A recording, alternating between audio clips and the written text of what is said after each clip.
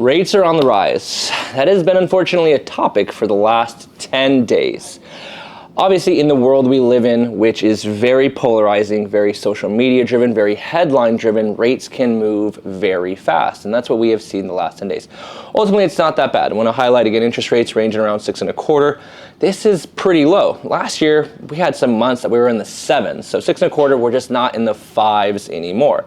And it is all tied to one specific thing: oil and oil prices.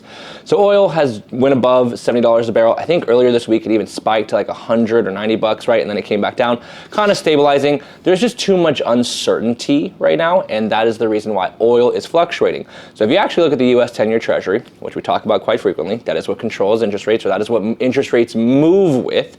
10-year Treasury and oil, you look at the last 10 days, the charts are almost identical.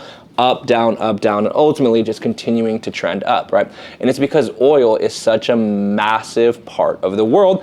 And what does oil do when oil goes up? It leads to the risk of inflation, okay? So oil, obviously we have gas here at home, but you have transportation services, you have flights. There's so much that gas prices touch, and that if this filters into businesses, well then businesses usually need to pass that on to the consumer to maintain their margins. When you pass it on to the consumer, that is the risk of inflation. When you have high inflation, you have a Fed that is not going to be lowering interest rates, and you have a Fed that could be hiking interest rates. And again, this all just moves so fast, 11 days, guys.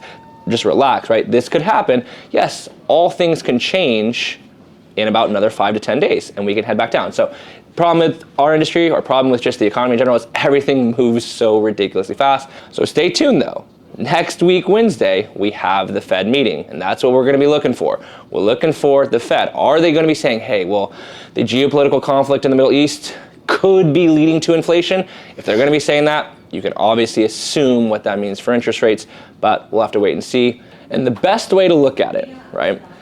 Right now, inflation is at 2.4%. Came in today, 2.4%. Best question you need to ask yourself is, do you believe inflation will hit 3% first, or inflation will hit 2% first? 2% is the Fed target. 3% is obviously the opposite direction. If it hits 3%, you know where interest rates are heading. If it hits 2%, you know where interest rates. So that is the reason, and that is the importance of oil, inflation, and how it matters. Stay tuned, and we'll have more for you next week.